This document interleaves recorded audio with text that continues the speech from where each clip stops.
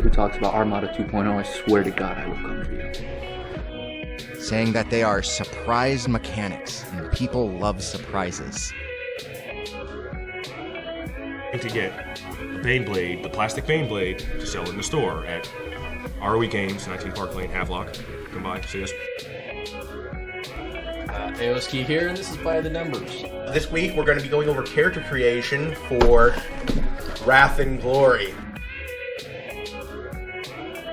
My name is Keith, or you can call me ArmorBoy21. That's my gaming deck. Today we're going to go over D&D. Oh, hello there. Your armor, sir? Whoa! You take 7 points of damage. Alright guys, we're rocking out really hard tonight. So what we got going on is Crease. There will be swearing and or shenanigans of the adult nature.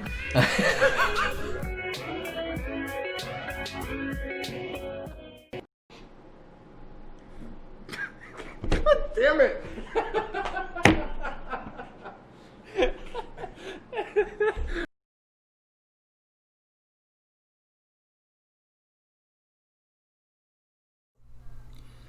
Good evening, everyone, and welcome to another edition of Gamer Interrupted. My name is AJ East Coast, and tonight I have with me some pretty awesome guests. Returning tonight, I have Griffin and Mike from 76 Operators of Operation Supply Drop. He is the executive president.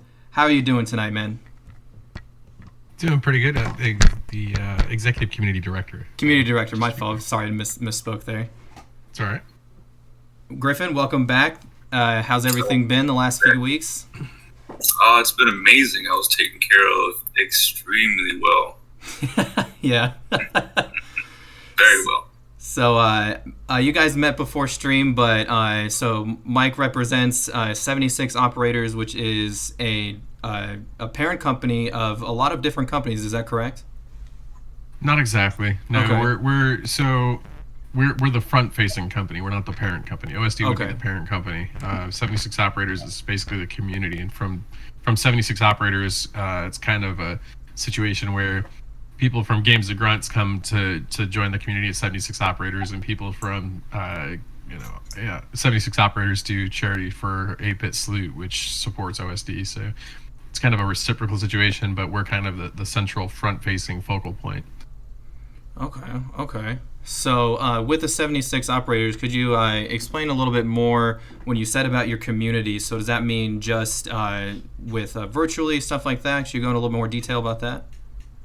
So 76 Operators will actually have a physical presence as well, but right now with the Rona out there on the wild, The Rona. It's a little difficult to do the in-person stuff. So previously was OSD. 76 Operators is kind of like the second iteration of what the OSD community was, because we were looking for something to I literally have a flag, but somebody to have a flag to stand by, and that's what 76 Operators is. And what that will be is, for example, there was before the coronavirus, there was a weekly gaming night that was held at Langley Air Force Base, which is near me, where we kind of got together with the people that coordinated through the NWR and held basically a gaming get together for everybody for the community.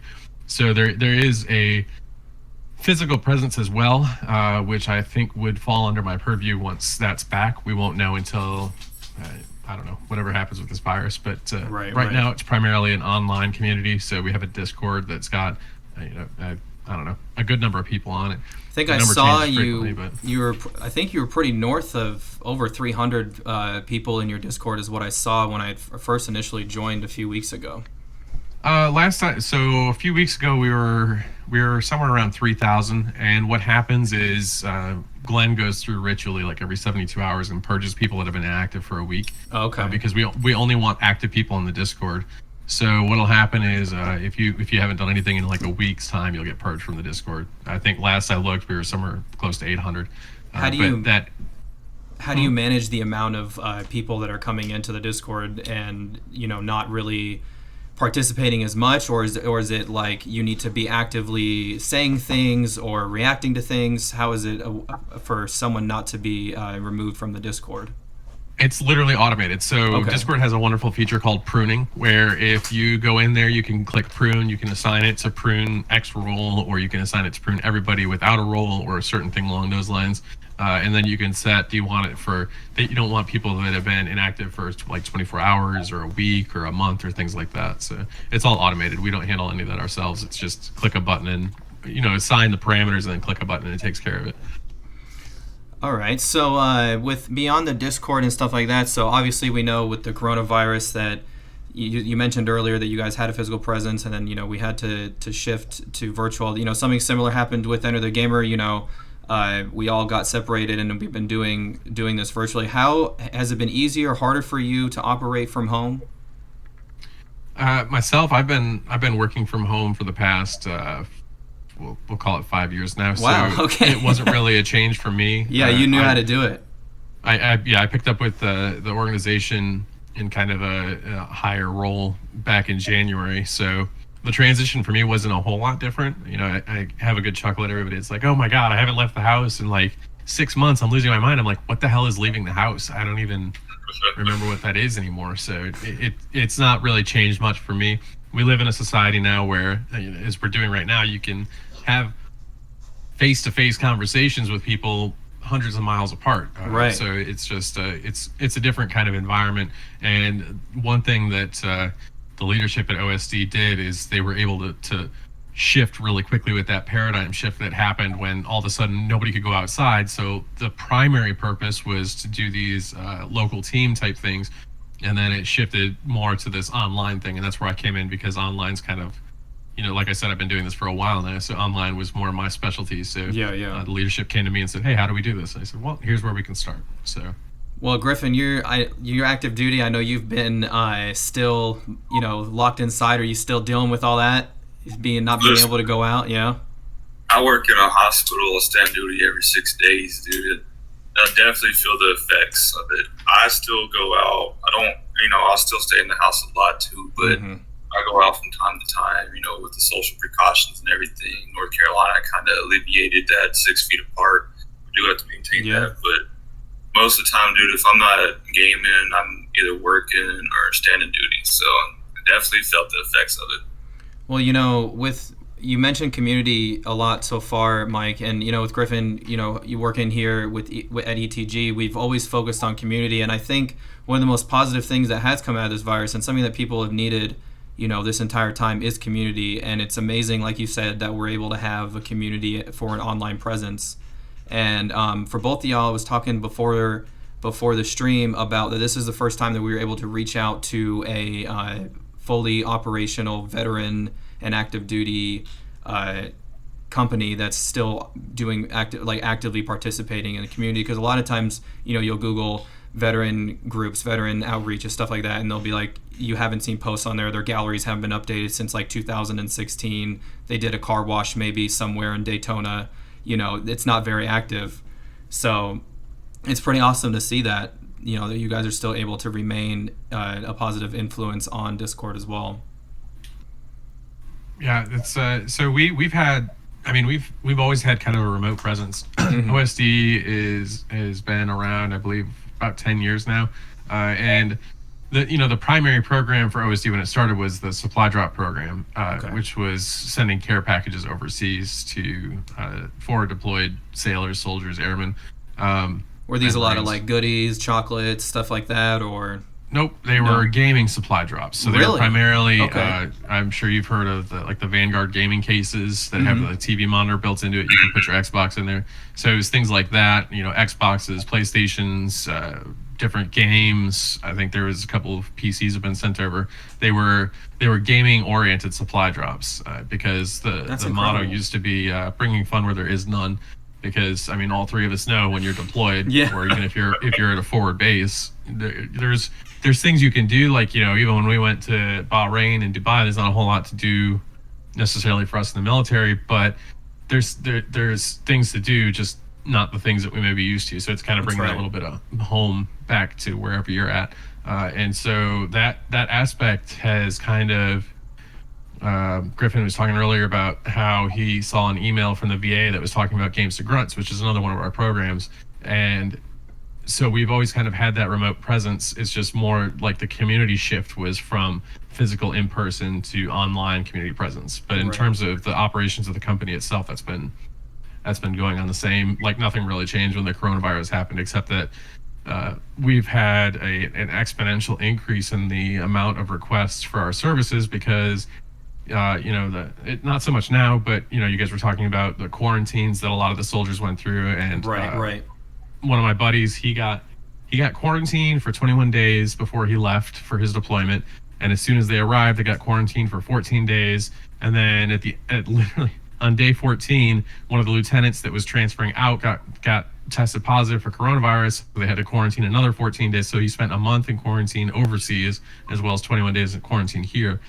So that leads to a lot more requests for the supply drops, and people are requesting more games on the Games to Grunt program site. So it's definitely created more strain on what we do, because now there's suddenly a lot more awareness of what we're doing.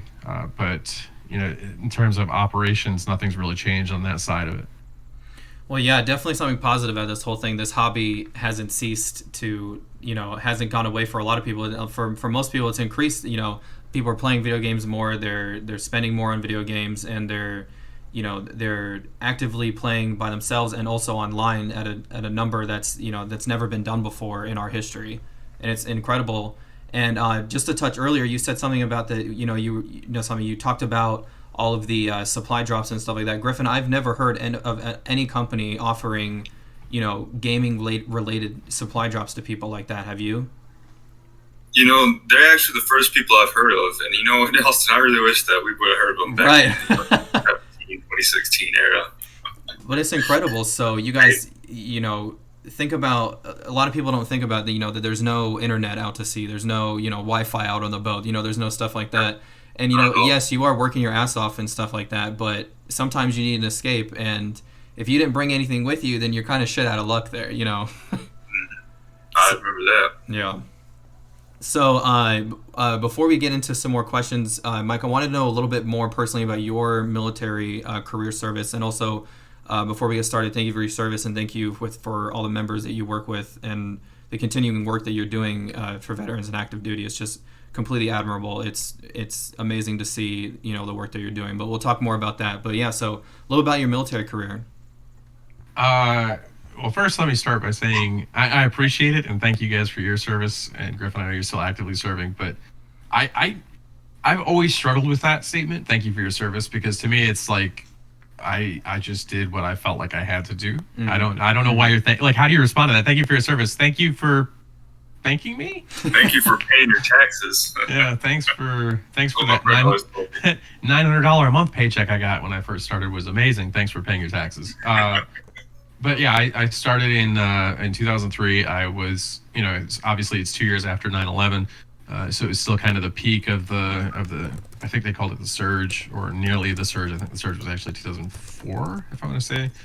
And so I watched the towers fall, and I had always wanted to join the military. Anyways, there's a long line of military service in my family. My grandfather was Air Force, my mother was Marine Corps, and so when it came my time to sign up, after watching the towers fall, it was like I already knew I was going to join anyways, and then it just became a matter of who I was going to join.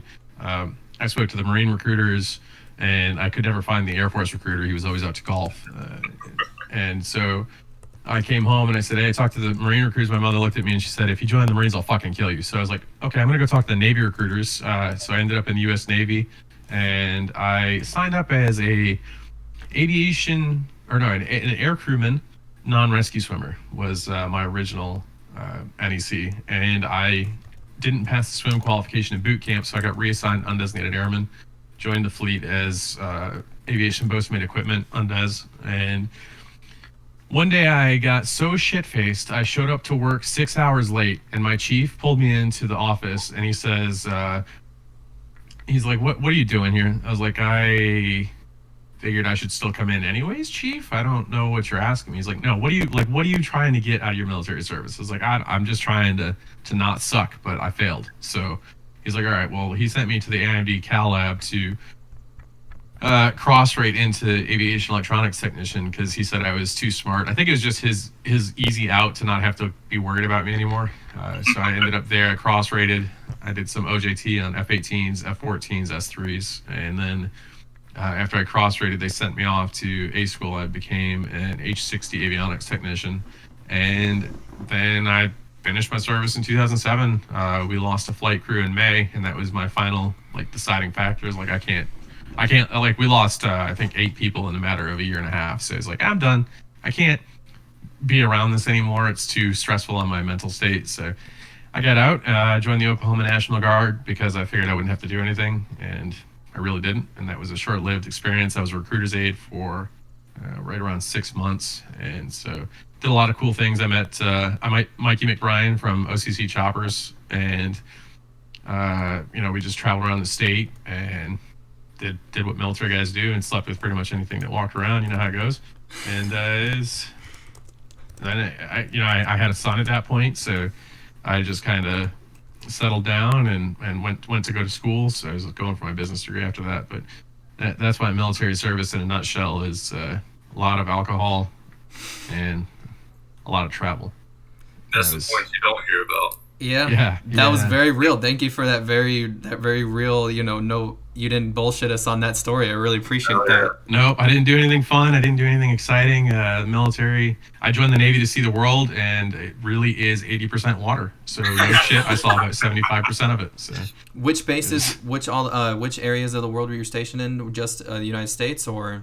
Yeah, I was Hampton Roads. Norfolk Naval Station was my first duty assignment, and then I was at NAS Jacksonville. So, I'm also very sorry. Yeah, I did not get good duty stations because I had a son. They refused to send me Westpac, and they wouldn't send me overseas. So I kind of literally screwed myself there because Jacksonville's an interesting place. As our friend Ryan Reynolds says, stay away from TJ Fridays. Yeah. Well, it's kind of an all over the place career, coming over for avionics. You must, were you on, for people that aren't really familiar with some of our jargon, were you kind of the helicopter similar to like Blackhawks, something like that? What are the kind of the helos that you were working with? They were Blackhawks. Yeah. The technical nomenclature for them is Seahawks. I worked on the SH-60F and HH-60H, which are 2 different variants of the Seahawks, but they, for all intents and purposes, they're identical to a Black Hawk. The systems are pretty much 90% interchangeable. The only difference was the H-60F is a sub-hunting helicopter, so I can't remember the actual name of it, but we had in the back, you can mount in what we called a donkey dick, which was a massive black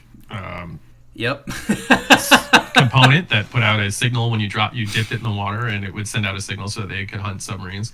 And then the hotel model was a surface ship hunter / troop transport. So I think it had seats for 11, and it could also carry, I believe, 12 Hellfire missiles, along with an integrated FLIR system. So it was interesting work. It was fun because it was varied pretty well. The hotels also carried the disco ball, which is the ALQ something or other, that looks like a disco ball on top of the helicopter for anti-missile warfare. And there was a lot of variation in between the 2 helicopters, but still they're pretty comparable to a H-60A Black Hawk or the H-60R and S that are out now. Well, it's I'm sorry, I just got lost there because I was thinking about all of the you basically were describing everything that Griffin and I worked on in an older sense, because we worked on the upgraded version, the Romeos, for a long time. On the Romeos. And so my squadron is flying the Romeos now. Yeah. Transducer, that's what it's called. Well, for some reason, all I can remember is donkey dick. Because it's the pipe. It's the big ass pipe that sticks out of nowhere. We very familiar with those helicopters. Many late nights in our early junior sailor days of washing those out in the cold. A quick bit for you, Mike, is me and Austin, we worked in Line Shack together, if you understand. The shit shack, right in the beginning. Yep. Brown shirts, yep. Right in the beginning. So I got a fun story for you guys. We had a short fun story. We had a helo that went out. It was two jumpers and 2 pilots, and they were supposed to go out for something like 3.5, 4 hours. I don't remember what the hell the mission was. And they ended up coming back in about 45 minutes. I'm like, what the hell did we come back in? And what the hell happened down the side of it? We thought it had a hydraulic leak on the number 2 engine. there's this big brown stain on the side of it. Well, For those who aren't one of the familiar, rescue jumpers, helicopters have 2 engines. they technically have 3 if you count the APU. That's true. But in fact, the start sign, as you guys should know, That's is right. the number 3 engine for the APU. So there's this big brown streak down underneath the right side of the helicopter, the number 2 engine, and we thought, we were like, Mech's problem, not ours. So we started going inside. I'm inside. I go out for a smoke, and I'm sitting out there, and I see the rescue jumper is sitting there scrubbing down the helo in the wash bay. Turns out that he had like a Monster energy drink and something else before they went flying and got the shits. And the pilot was like, well, we're not landing, so you better stick your ass out the side of the helo. And that's what the brown streak was down the side of the helo. Wow. And the line chief was like, we're not cleaning your airplane. Like, you did that. You go clean it. So there he is by himself, just literally scrubbing shit off the side of a Foxtrot. Well, you don't hear that every day, and I definitely didn't expect to hear that on Game Interrupted. So thank you for that story. You're welcome. One watch we didn't have to do. Well, a fun time can be had with all 3 sailors. I'm sure we could sit here and tell war stories all night long. But to come back a little bit, so get a little bit more serious with that, you mentioned that you had lost members that you'd served with, and it's very unfortunate. And of course, I'm very sorry for that happened, and that happens a lot more in the military than I think what people think. I remember when I was a kid, they would report on deaths from Iraq and deaths from Afghanistan and things like that, but you don't always hear about, the deaths that they're all in our mainstream. And that brings me to my next question. I know we're kind of jumping around here with the ones that I'd sent you, but what are some of the philanthropies that 76 operators and OSD and the other companies kind of strive for active duty and veterans? So we kind of have a different approach to the whole mental health thing. We don't like focusing on the mental health because we think it brings the wrong kind of attention to it more often than not. We kind of have the don't push the red button mentality is bad. Whereas if you say, 22 veterans a day kill themselves, it kind of brings the stigma that every veteran you meet is going to kill himself. Right. So that obviously is not something that we work directly with. However, the leadership on my team, we're all peer trained through a program called Psych Armor, where we went through several hours of training to diagnose and respond to crisis situations. Where I've had veterans that'll reach out to me, or active duty members that'll reach out to me, and even if we just catch something in chat, for example, the other day somebody said something in chat that to me was a kind of a trigger word, and it was kind of like I reached out to them immediately. I was like, hey, like, what's up? How you doing? Just kind of doing things like that. But in terms of direct philanthropy, we don't really have kind of the like anti-suicide stuff. We believe other people do that. We kind of like the stay in our own lanes type mentality. So that's we also don't really push the whole gaming saves message. Although we do feel that it does certainly help. Anecdotally, I personally was at low points in my life where it came to gaming. So gaming literally did save my life a couple of times. But we don't push that as our primary message. It's supposed to be about fun and community. So that's more or less what we do. We don't do a whole lot of we don't get into all that other stuff. Right. I just don't feel like it kind of puts the focus in the wrong area. We want to focus on making people's lives better, not necessarily like becoming crisis counselors ourselves. And it's interesting that you bring that up with, that sometimes like there is a negative stigma when it comes to charities or other philanthropies that say, their main focus is suicide prevention. Even when you call the VA, you hear the suicide prevention talk. From your perspective, Griffin, when you hear that, is it more comforting while you're still active duty right now to hear that coming from Mike? So I like that idea. Actually, I understand exactly what he's picking up. I understand because it's more of like to me, it's more like eggshells. Everybody wants to stick on eggshells on it. Like it's always like up there. And I feel like what he's putting out is like, hey, we understand, but we're also here at our community to promote fun. We want the fun environment. We don't want to put eggshells down, just like every other military program or website does. I click on one link at work and it's like suicide prevention, everything like that. And I understand because it's work, but it's a gaming community, meant for fun and morale building. And I can understand that, and I understand the needs, but they also have the the tools already into them to help out if they need to. So I kind of like that idea a lot. Yeah, and you did mention something earlier that that gaming has saved you, and I'm sure that I can speak for a lot of veterans that it has come for them as well to that is that place. For me personally, with coronavirus, I hadn't handled this right. I didn't handle it very well at the beginning. The loneliness for me was too much, and for me, I turned to video games, and I'm sure a lot of people during this time had. And for me, I'm fortunate. I'm glad that I was able to do that, and I was able to turn into, the online community and the presence.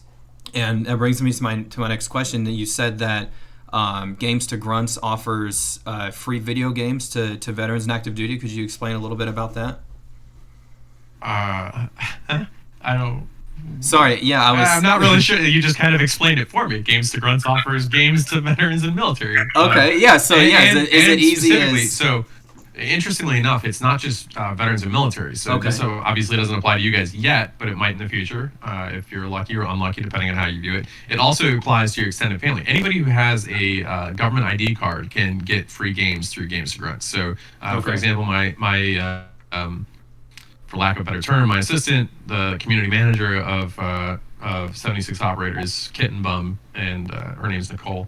She has a son who was able to sign up for Games to Grunts because his father served, so he had a dependent card. He had a account and all that's done through ID.me. So you just go to the website, you sign up with ID.me, and you get access to, for example, right now, the Shooter Squad is on there, Postscriptum is on there, like Flying Tigers is on there. Right. There's a lot of really great companies out there that love what we do. And they basically just give us free game keys to give out. So those all go on to the Games to Grunts website for military, active duty veterans or their family to take advantage of. So you said so this all comes from outside donation from people with the video game keys and all the other things that you receive? Yep. That's how we operate. We're a charity in the standard sense of any other charity, like Extra Life, if you guys are familiar with them, or Angel Network. They basically rely on charity from other people in order to do what they do. My position, for example, is from myself down, everybody below me is all volunteer positions because we support the mission of the company.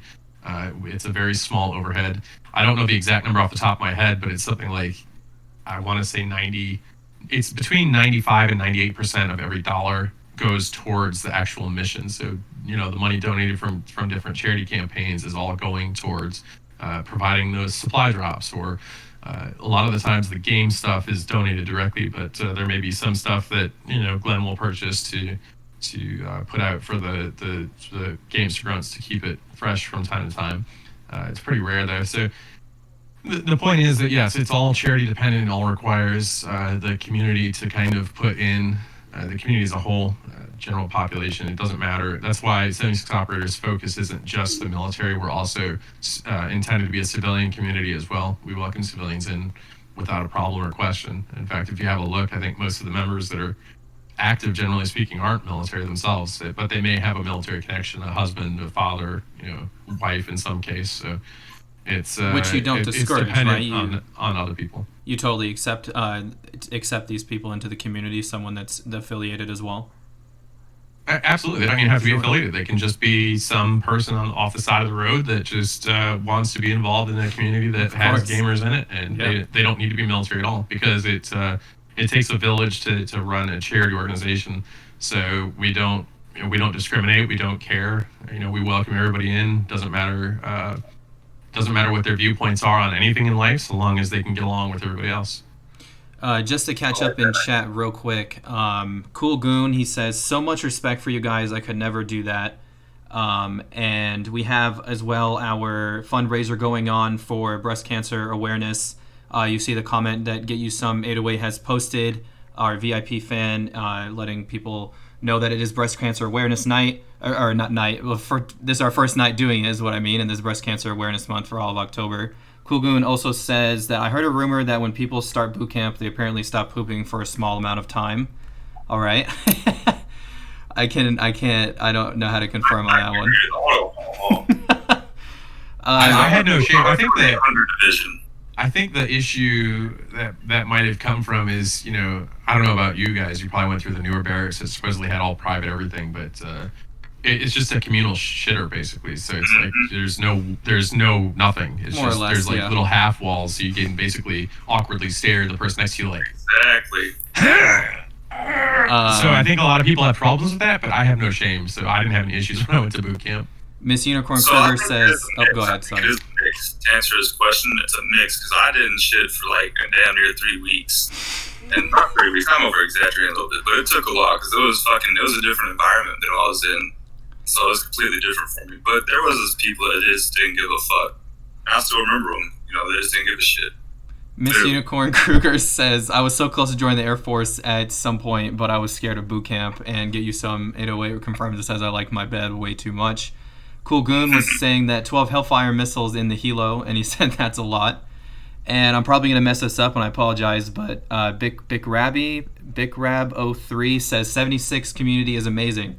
So many awesome friends made, and she said this chick has. Cool Goon says, I've been playing way too much video games, and I really hope that people don't try to scam this program. That's an interesting point, Mike. Do you ever get people trying to scam you guys? No, we've had some interesting things happen though. Like, Okay. So one of the interesting things about the program is that some of the people who take advantage of Games of Grunts they're not necessarily gamers. A lot of them, they saw the VA email and they're like, oh, I'm stuck in the house, so I might as well try this gaming thing that all the kids keep talking about, whatever it may be. Yeah. So we'll get emails through the Games to Grunts support channel where the Games to Grunts email they receive specifically says, here's the keys for the game that you requested. And you got to download it, put it into Steam, and put it on your computer, all that you stuff. and I know that. Right. But they'll respond to that email and say, what address do I give you to have this game shipped to me? So scamming would be pretty difficult because, like I said, it does require ID.me verification. So you have to, and for example, I already got Postscriptum off the website and Squad I already own, so I can't go in there and get those games again. So there's no potential for me to go in and kind of do it. And I'm not actually sure how it works, but I know when I've accidentally logged in, like I have a like a generic user account and then my admin account. And so my admin account is the one that I've already used for myself. But even when I go in on my generic user account, it still has those games barred out for me. But it's more or less, I think, of an honor system anyways, even if there is no precautions in place, because, I mean, how many keys for Postscriptum do you really need? Right. There, so. That's right. I didn't think of it that way. But is it also a first come first serve kind of thing? How do you kind of distribute the video games that way? So what usually happens is we'll get a batch from a developer that'll, here's 20 keys, and they'll put it up on the website as quick as they can, and then once those 20 keys are gone, if the developer doesn't give us any further keys, then that game's just marked as sold out, I think, on the website, or it just gets taken off of the list. And we had another question here. Where are you guys located at for your physical presence before the coronavirus and all that stuff? The company itself is headquartered, I believe, in San Antonio. I'm on the west or the east coast, so I am not physically located where the headquarters would be. But before the Rona, it was kind of, there was a Hampton Roads team, there was a Seattle team, there was an LA team, there's a San Diego team. Like, there's just teams that were in general areas that covered kind of a large section of the community. And could you tell us about who some of the active members of the OSD program, like who are the head leadership and all that stuff, and some of their responsibilities? I think most of them prefer to stay behind the scenes, but I can tell you that Glenn Banton is the CEO of all the different companies, and so he's I report directly to him, and so he is kind of the guy that gets everything done on all the different fronts. And then he has a board of directors. All that stuff is visible, I believe, if you go to the OSD website. Off the top of my head, there's like Robert Marshall's one of them is a really good dude. I think he's an Air Force veteran, but I don't hold that against him. There's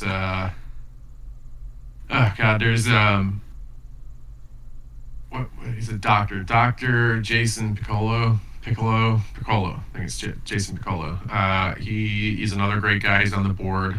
So between the board and Glenn, and then he's got his own staff that kind of handle some of the marketing materials and handle a lot of the day-to-day stuff. So there's not a huge staff. It's like a total, I think, of 4 or 5 people that are actually physically on staff, and then the board of directors that kind of handle everything. And what is it like having, the multiple subsections of OSD and being able, is it kind of just a joint effort, everyone kind of managing things around, or is there more separate, departments split up how a typical company would run? It's fairly segregated. I don't have a whole lot of overrun into 8-Bit Salute, and Games to Grunt doesn't have a whole lot of overrun into 76 Operators. Okay. But like I said, OSD is just the parent company, so there's not really a whole lot going on the OSD side of it directly. So a lot of it is kind of compartmentalized for just business operation purposes. So I can't speak too much to the other companies, but I do know that for example, we just ran a campaign where if you raise, I think it was $425 for OSD, then you would get a free Xbox. So wow, okay. There are things that run I would say the most crossovers between 76 Operators and 8-Bit Salute, but it's not true crossover. 8-Bit Salute is just the fundraising, which is handled by a wonderful human being called Jeff. His username on Twitter, if you want to look him up, is .cupcake. So he handles like a lot of the go-to stuff for the 8-Bit Salute fundraising. So 8-Bit Salute is all for fundraising for you guys, or for other for OSD. For OSD, okay. Yeah, it's not necessarily like you gotta remember I'm solely 76 Operators. Right, I'm right. not part of I am part of OSD in so much as it's the parent company, but I am not part of the active staff. So I do have.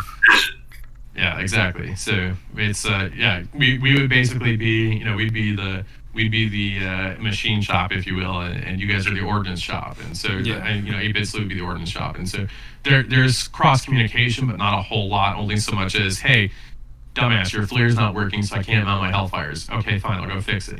So it's kind of the same thing in our community too. Like this charity campaign is coming up, so we need you to make a community push. Okay, so that's how it works. That's pretty cool. I like the structure of that. Yeah, it works quite well. Before the coronavirus, what kind of physical, in-person events were you guys kind of hosting? Like I said, there was like the community game night that was held at Langley Air Force Base. It was so varied. There was some places that were doing like hunting trips. There were some places that would do, just basically like I guess some version of a sleepover. Adult sleepover, varied. Yeah, like pizza parties and things like that. LAN parties, things along those lines. It just kind of depended on who was in charge of the organization, what kind of resources they had really available to them. Well, you guys have given out 1.3 million video games to members of the military and the community and all that stuff. How long has that been going on? Over about 10 years. 10 years. Wow, absolutely incredible. And with moving forward, and of course, things are very uncertain with the virus and stuff like that. But like we mentioned before, it's a little positive force to be able to do work from home in this kind of industry. But what is it moving forward for 76 Operators, and with the virus, without the virus? We have a mission to do. My primary focus right now is bringing our stream team online. We currently have, I believe, 13 stream members. So they stream directly on. They stream on their own channels, but they also stream directly to the official 76 Operators Twitch page, and that's kind of been my primary focus because that is the best way for us to get the community together is through streaming. But we also, we try and arrange like community game nights, so getting people together through that way, just mostly because it's tough times out there right now, especially with the virus making things even tougher. And for example, I live in Virginia, which is pretty heavily locked down, and I have friends that live in South Carolina that's pretty much free reign, so it runs the gambit. But the people who are in more lockdown states, we have basically I make a point of coming online every day and announcing myself to the Discord to make sure that people are trying to communicate, because I think a lot of people are forgetting how to communicate with the fact that we can't go out of our houses right now. So it's like human interaction, I think, is just our primary focus right now through Discord and Twitch. Yeah, I mean, we wish you guys the best luck for the future, and like you said, your main focus. But you mentioned that you have all of your streamers and stuff like that. Do you notice a lot of people going into your streams? Griffin is our local in-house streamer. He's been running a really cool episodic series, playing some hidden games recently. But do you notice a lot of your people going into and watching these streams and connecting over there? Yeah. So, for example, B Crab is she's one of the people that came along with one of my stream team members. Shout out to her. I believe she's in the chat. Yeah. Yeah. She ended up getting more involved in the 76 operators community because she came to watch her friend stream on the channel and then got more involved in just the overall community. So. Yeah, there's definitely people would come to the stream. Sometimes we had somebody that just kind of randomly stumbled upon one of our streams and they decided to get more involved in the community. So that is the primary kind of purpose for it, is just to drive community awareness and get more people involved in what we're doing.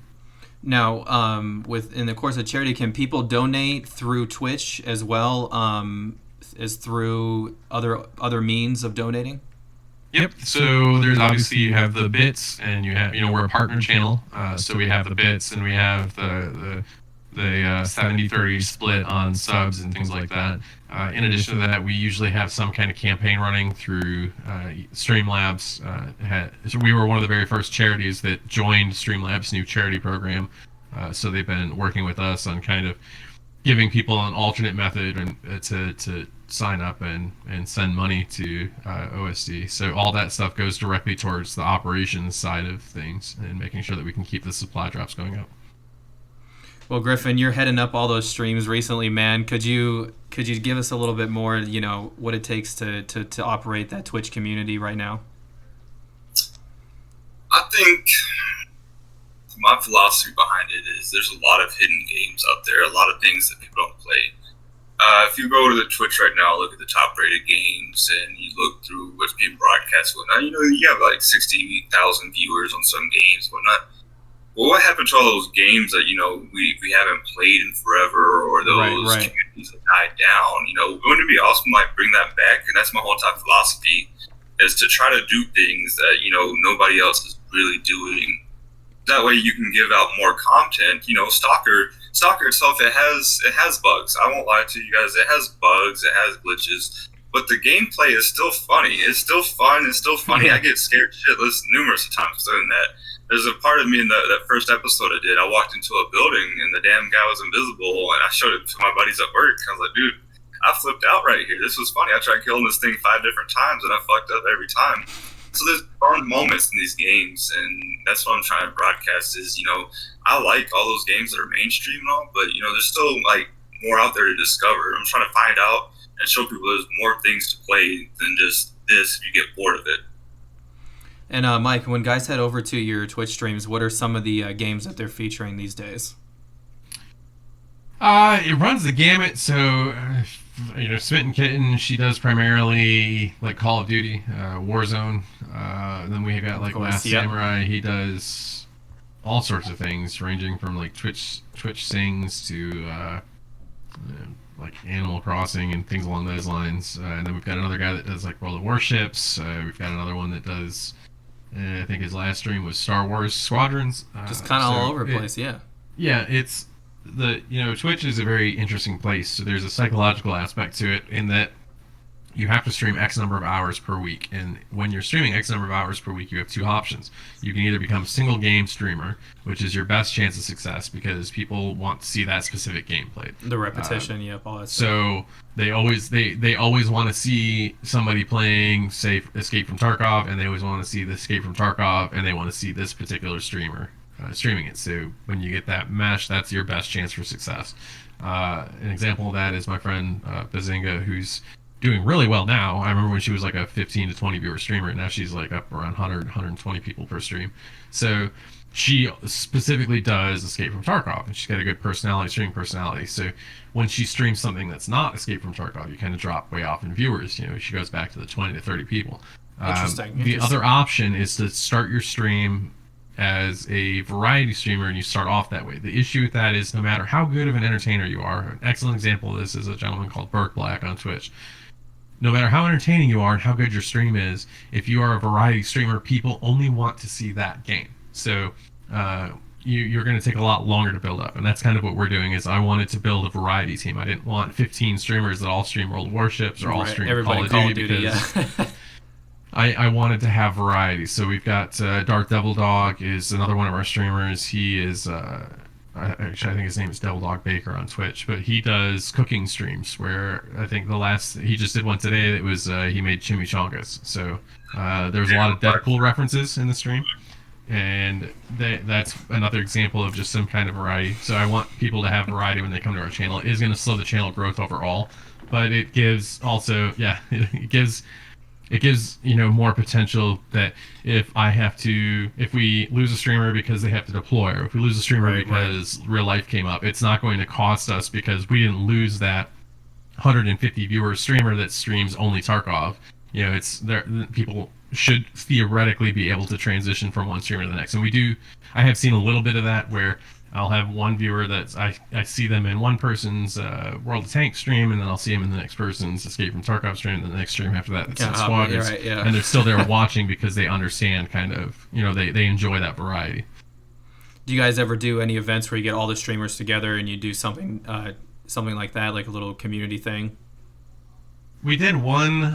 We actually played with our friends at the Brigade Esports, and we did Pummel Party, and that was awful. I'm terrible with that game, but I had 5 of my team were there, and they had, I think, 8 of their team, so it was a lot of fun. But we haven't done another one, and the main reason for that is we haven't seen, we need the community to kind of, I'm not going to say we're putting it on the community to make us do that, but we do need to see some interest before, because it takes a lot of energy for us, myself and Nicole, to organize an event like that. It's a lot of time spent planning and coordinating with the other teams, or just coordinating amongst ourselves to try and make sure everybody's got the same time off to do something like that. Well, Griffin, did you have any other questions for Mike before we move on to our news? I know we spent the majority of the time with the interview, but that's great. We'd love to hear everything about it, and just incredible, admirable work that you're doing in the community and in the veteran community and the gaming community. Just absolutely incredible work. I don't have any more questions, AJ. All right. Well, Griffin, would you want to start us off with our first topic? I think we'll get to a few of them, and then we'll end our night on the top 5 segment tonight being what are your favorite top 5 military-themed games, since this is a military-themed stream tonight. Good idea.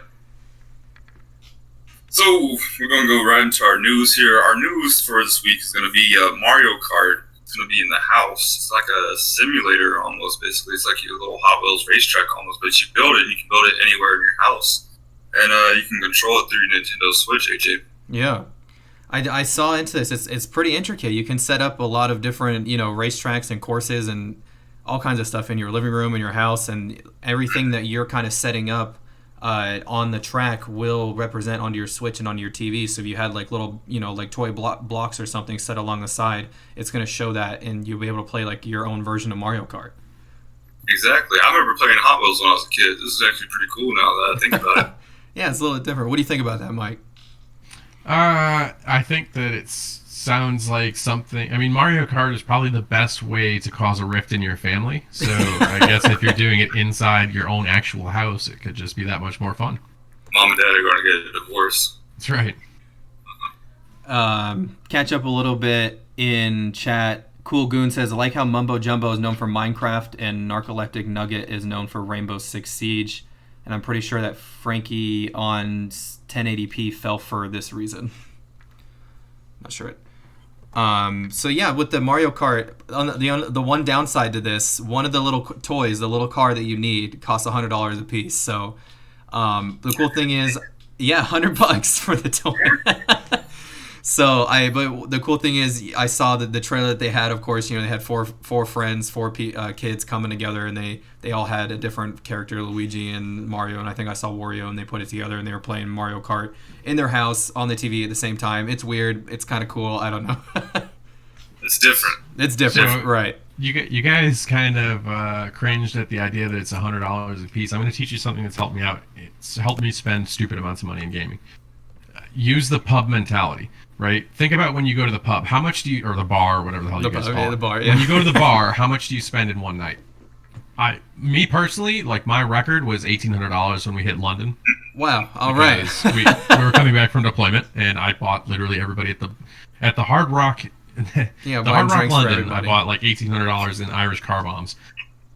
Whatever. So the point is, that's money that you're literally pissing away. So when you put it into perspective like that, you're spending $100 on this car that you're probably going to spend, we'll say, at least 50 hours using. So use the pub mentality when you look at gaming costs, especially nowadays as the cost of everything goes up. You're very right on that. Very right. It's still just $100, and I'm still in that E2 mentality of like, damn, that's half my paycheck. Yeah, I'm in that I haven't had a job in like 8 months mentality where I'm like, shit, if my son asks for this, that is so expensive. I just bought him a Switch last year. Well, I'm sure there's going to be a bunch of little kids that saw the commercial and are going to be asking for that one. But moving on, this is a little interesting of a story. This is something I wanted to bring up tonight. We might not get to all of our topics, but for sure I wanted to bring up this one.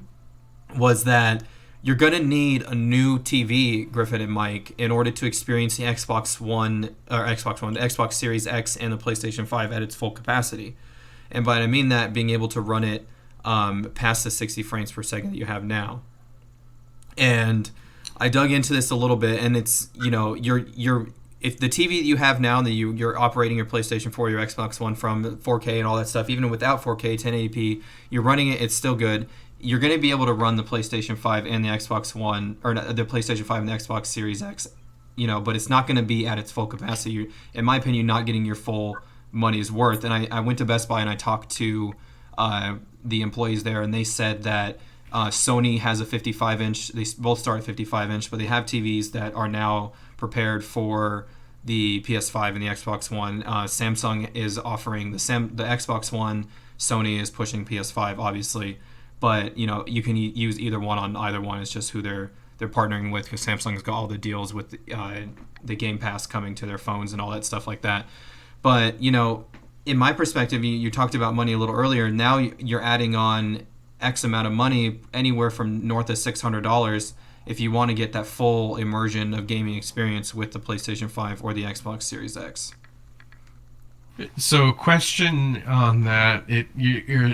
We've gone over this a couple times also before the show, but what exactly is meant by you have to have a certain kind of TV? Is this like a new TV that literally nobody owns right now and it's releasing with the Xbox One and PS5? Or will my 120 hertz Samsung TV that I have now work with this in order to produce the 60 frames per second? So I'm pretty sure it's just a recommendation. It's just, I think from my perspective, it was just optimization. If you want to fully experience the PS5 optimizer, I think they're saying get this TV. But if you don't want to experience all the new features that PlayStation has or Xbox has, you can use your old TV, but you're not going to get that quality that it has potentially. And the key there is that you are looking for the 120 hertz, and a lot of the TVs, not a lot of them, but some of the ones that have come out in the recent market in the last 5 years or so, don't fully go up to that 120 hertz. Yeah, I spent a premium to get that, but I was just curious, and especially if it's, it's a funny situation because, if you want the optimized experience, well, everybody wants the optimized experience. But my question is, do you need the optimized experience? Because, for example, I have a 1080p 144 hertz monitor, but I should have the optimized experience of the 4K monitor with 144 hertz. But I don't have that. I don't really feel like I'm missing out on anything. And for example, my second monitor is literally a 12-year-old TV monitor. It's a 24-inch TV monitor. So I don't. It's hopefully it's not something that they're kind of forcing, like, oh, you really need to have this monitor, when really you can get by just fine with your 2-year-old smart TV that's, it's a 60 hertz, whatever, 1080p. Well, it seems like that's what they are pushing, that, you can get by just fine, but if you want to go for the full experience, then this is what you need. And, and I understand that they didn't say it at any of the launch and the releases because, but that also was another opportunity for them to put out a Sony PS5 sponsored product, and that's the first thing that I saw when I went to Best Buy, because I hadn't heard anything about it until we were at Best Buy, and the guys were telling us about what needed the 120 hertz and all that things. that they just slap their name on it. It's another thing for PlayStation 5. It's bright, and as soon as you walk in, it's like, this is the PlayStation 5 TV. So I don't want people to get too fooled by it. You don't need the PS5 TV. You don't need this Samsung. But if you want it and you want to have that full immersion experience, then it is recommended at this point. But our friend Elder Nerds, he did offer a solution to this, is that, like you had mentioned earlier, a monitor is also, a personal gaming monitor would also suffice, if you don't want to get too expensive with purchasing a whole nother TV. Especially a lot of people, I've got one behind me, you got one in the living room. Some people don't always do that, and some people like to just game in the living room. They got a smaller TV in here. It just really depends on personal preference at this point. Well, Griffin, you want to move on to our next topic, and I think we have time for about 2 more. This is actually going to hit home for me a little bit. Spider-Verse movie is coming out. Yes, soon. The Spider-Verse. It's going to be using past Spider-Mans in its casting. Now, what I mean by this is we might see another appearance of Tobey Maguire. And if you ever had the Spider-Man chat with me, there's only one real Spider-Man for me, and that's Tobey Maguire. Hands down. Amen. I'm I agree with you. Hey, but listen. No other Spider-Man. Tom Holland, I think, does a damn good job, though. Especially for not even being an American. Well, it's my childhood. I grew up on Tobey Maguire, and I'm so good by that man. How do you feel about that, Mike? Who's your Spider-Man? I don't have a particular Spider-Man. I've always been more of a Marvel person myself, but it would probably have to be Tobey Maguire too, because that was not quite my childhood. I think I've got a couple more years on you guys, but that was definitely the one that was like when I was bigger into that. And 2, that was back before Marvel really had a big superhero presence. So yeah. I mean, Tom Holland is great, but I don't know. He almost just kind of seems like a little too whiny for me. I think Tobey Maguire. And the funny thing too is all the memes from the Tobey Maguire. So like, even though it's not necessarily the current Spider-Man, it's still kind of the current pop culture. Relative when they had the Amazing Spider-Man, there was a Tobey Maguire meme where he's crying. Well, he's like, I'm amazing too. Even in the cartoon version of Spider-Man, you saw, they referred to that stupid dance that Tobey Maguire did. I would love. They can never let that down. Tobey Maguire, I'm sorry, but you messed up when you did that dance, and now you will pay for that forever. I'm sorry. I don't say sorry. He's gonna live eternally, like ever. But yeah, never gonna go away. Griffin mentioned that the appearance of other Spider-Men in this, including Andrew Garfield, which, in my opinion, the movie was cool for that version of the Amazing Spider-Man, but that wasn't Spider-Man for me. Like, Spider-Man isn't supposed to be some handsome dude that's like, that's not Spider-Man. He's supposed to be nerdy. He's supposed to be weird and a little awkward. He's supposed to be ADHD and really, say a bunch of crap that people are like, did he really just say that? And, but I'm looking forward to that. It'll be super goofy. I kind of fantasy booked this in my head a little bit. I kind of saw that maybe Ryan Reynolds would have something to do with this. Like, hey guys, we're filming, and have all the Spider-Men come in, something like that. Yeah, one of them's drinking coffee. But all in good fun. But we're looking forward to it. So far we've got nothing but rumors. But we'll let you definitely know. We'll keep an eye on that story.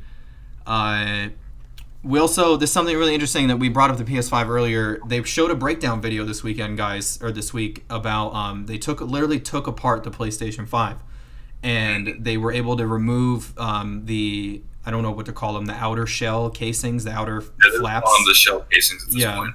The outer shell casing. You're able to fully remove those. They demonstrated how to unscrew the bottom stand piece if you wanted to lay your PlayStation 5 completely flat instead of the way that it's shown now, fully upright. They showed that you can break it down. They have dust collectors in there, which is really cool. But the one thing that I didn't really like is that they weren't 100% clear on it, but with adding extra storage and if having to do it yourself either internally or externally, it wasn't 100% clear on that. But definitely a lot more customization this time around. Instantly, I started thinking, and I was like, with breaking down these the shell casing things, people can put decals on there. I was thinking that people could dip those into those paint bucket things, with all the tie-dye colors. I don't know how they do that. You know what I'm saying? You could spray paint it. There's just unlimited, so I'm hoping that PlayStation comes out with multiple editions and stuff like that. But it seems at this point now you can really design it yourself. Make it more personalized. Yeah. There's actually a guy in the 76 Operators Discord who every year takes apart his nephew's Xbox and custom paints it new colors for him for his birthday. That's really cool. Yeah, it's interesting that they're going to do that. I'm having a hard time imagining how the PS5 lays flat because it doesn't have like the weird, like flowering panels on it or something. Or is that That's the true. Xbox? No, the Xbox is a square. The PS5 is the one that's got like the weird front panels that flower out. I don't know how that would lay flat. But I was thinking too about the storage. I mean, there's only so many different types of storage, and it's probably going to be a hard drive of some sort, or solid state, which means it's either going to be an M2 or it's going to be a standard 2.5 inch. So I can't imagine how you wouldn't be able to unless they have like onboard memory and it's actually built into the motherboard. But I assume that there'd still be some kind of expansion, or worst case, you can always rig up some kind of external storage, like I've done in the past. Yeah. It's interesting that they're actually allowing you to take it apart there. It's gonna be a weird segment here, but imagine taking off the shell and it's just a PlayStation 2. I'm sure it's Sony, not Microsoft, so I think we're safe. I think Sony might have put a little bit of hidden, Easter eggs in taken apart somewhere. I'm sure someone will find something somewhere. Say, hey, look, I found that all of it's made of squares and triangles and circles. Who knows? But the final topic of the night that I wanted to wrap up on, Fall Guys is officially getting its season 2. We got more content of it. Like I said a couple months ago, Fall Guys, a wonderful party game, great battle royale. This time around, Griffin, they're offering a medieval theme, which is kind of cool for their season 2. So, Fall Guys kind of launched in a weird time frame because Among Us, I think Among Us has been out for a while, but Among Us really picked up speed. It really picked up a lot of members really fast. And it was kind of in that time frame Fall Guys came out too. So the spotlight was on Fall Guys for a while. And then all of a sudden it's on Among Us. If you go to Twitch right now, I'm pretty sure you can look it up. It'll be in the top 3 that Among Us is being streamed. Yep. Because it got so popular so quick. So I feel like Among Us is a great game. It's still fun to play with friends, but the spotlight was really stolen by them. Fall Guys, I think this is Fall Guys' attempt to get that spotlight back to them so they can have more content to show them what the game really has to offer. Did you spend any time with Fall Guys, Mike, at all? Not one single goddamn second, nor will I. No, it's not for you. That game. Yeah, I have no interest in that game. I might do it, obviously, because of my role as a community director. I might do it because I end up getting roped into it. But I have no interest in it. You're going to get voluntold. Yeah, it's just not. It's not something for me. But I do think it's funny. I'm trying to find. I don't know if I can find it, but somebody posted a meme the other day that was like, "This year is summed up perfectly by the games that were popular at the start of the year," which was was it Animal Crossing? Where it's like a bunch of happy, fun animals, and then it's going to end out the year with a bunch of people trying to kill each other and figure out who the murderer is. Like that kind of just sums up 2020. Big up and down segue. Don't forget the aliens that invaded with Doom. And all that. So I don't. I mean, I'm familiar with Fall Guys. I know what it is. Obviously, I see people playing it for I watch a lot of different Twitch streams to look for new talent. But I don't understand why there's necessarily seasons. I guess I don't understand it in depth enough to understand why they need to add these new things to it. I think it is kind of what it is. There's not a whole lot of replayability for it, which is why I have no interest in it. You have to. I'm very gaming ADD. Yesterday I was playing COD to finish up the platinum on my AS Val. Today I was playing Helleborn.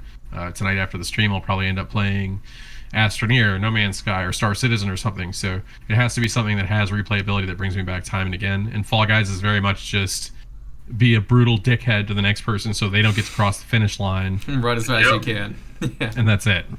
So that's having a new season to it.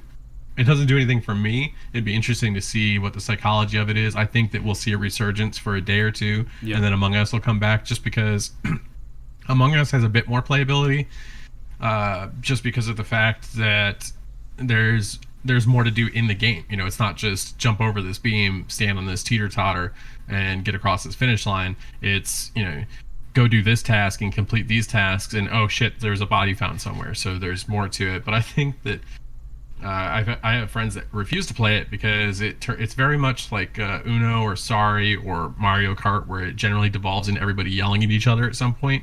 So we'll probably see a resurgence, and then I assume it'll go back to Among Us, and then after Among Us kind of burns out, and I would say a month or two, there's stuff happening in November that's probably going to attract a lot of attention away from gaming, and then after that, it'll be Christmas time, so we've got COD Black Ops, Cold War's coming out.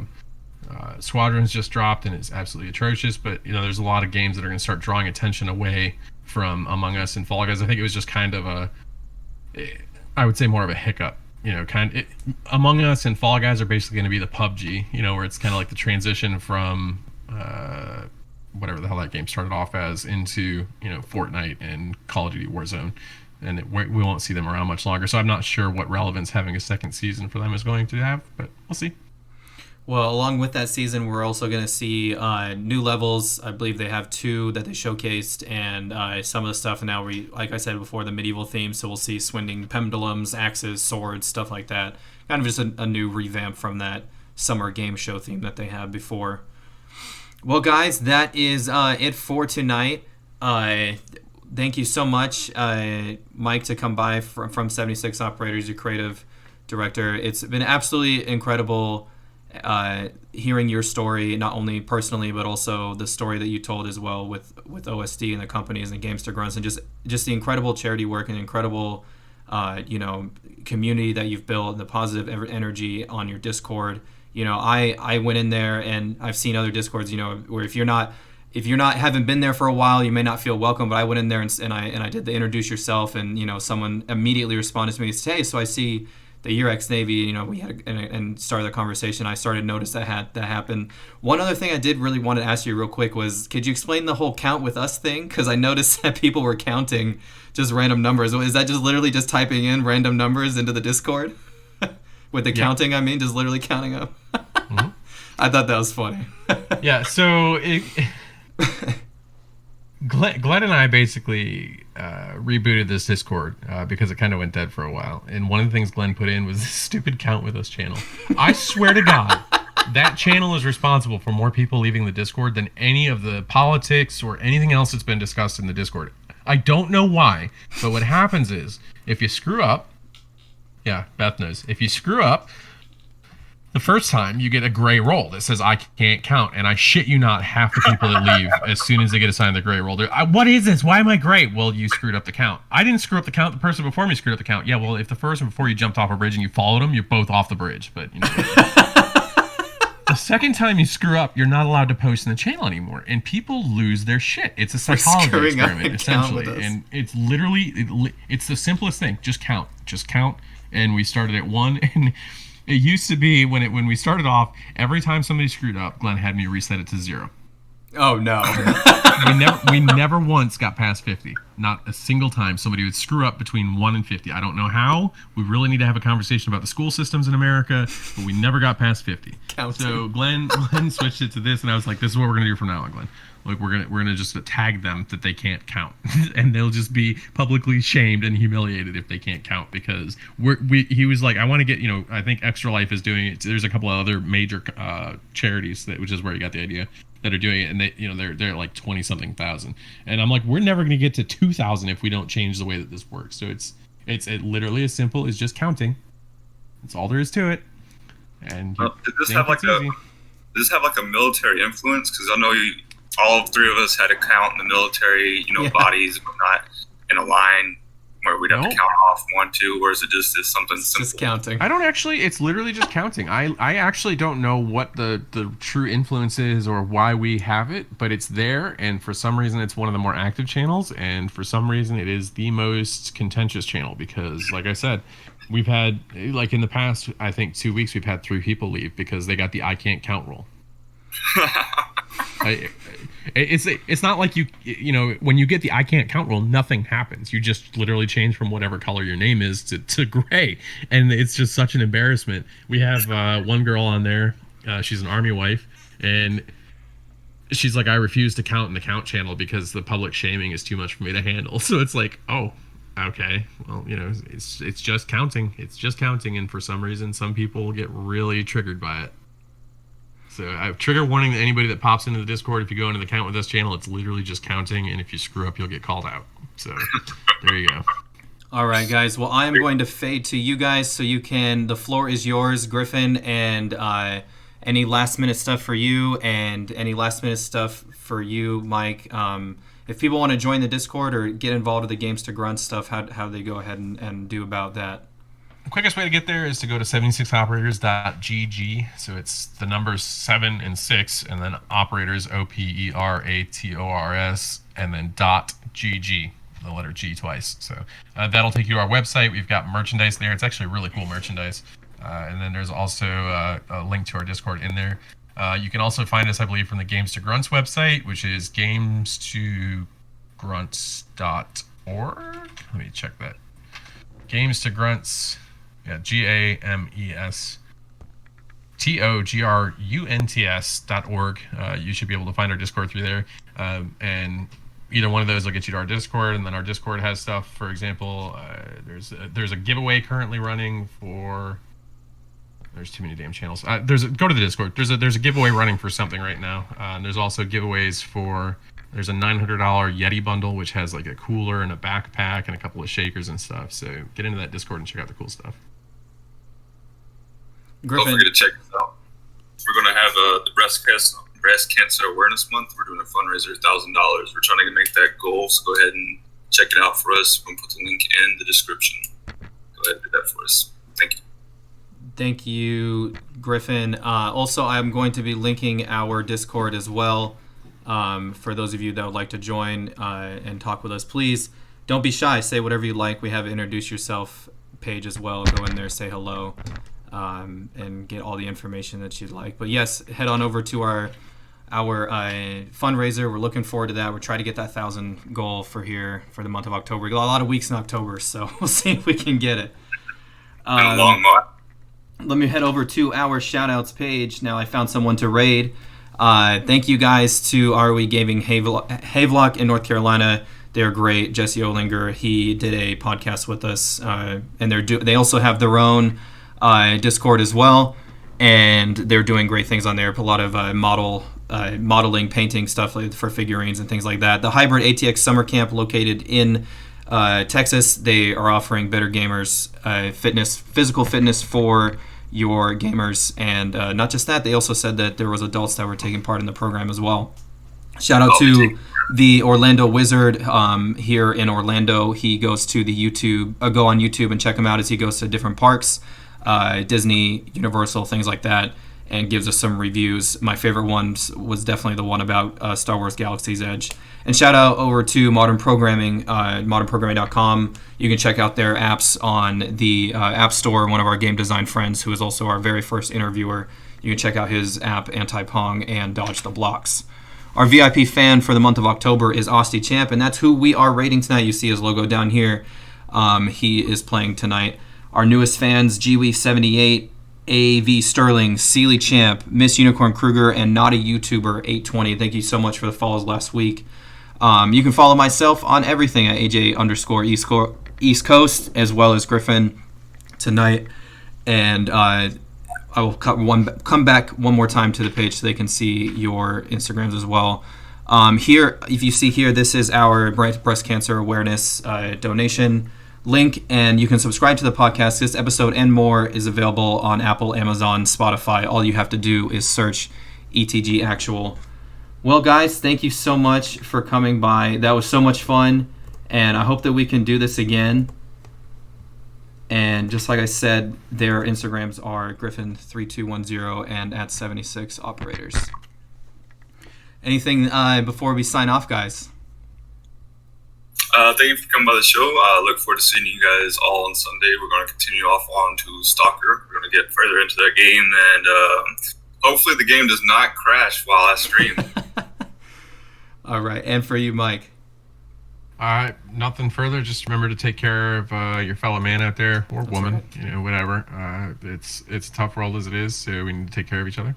And thanks for stopping by tonight. Thanks for having us on the show. Thank you so much. And all y'all stay safe out there. My name is AJ East Coast, and I have been your host, and we will see you next week. We have Miss Natalie Asport. She is the lead art director on Just Cause 4. And so we'll be looking forward to that. Thank you all, and we hope to see you next Thursday night.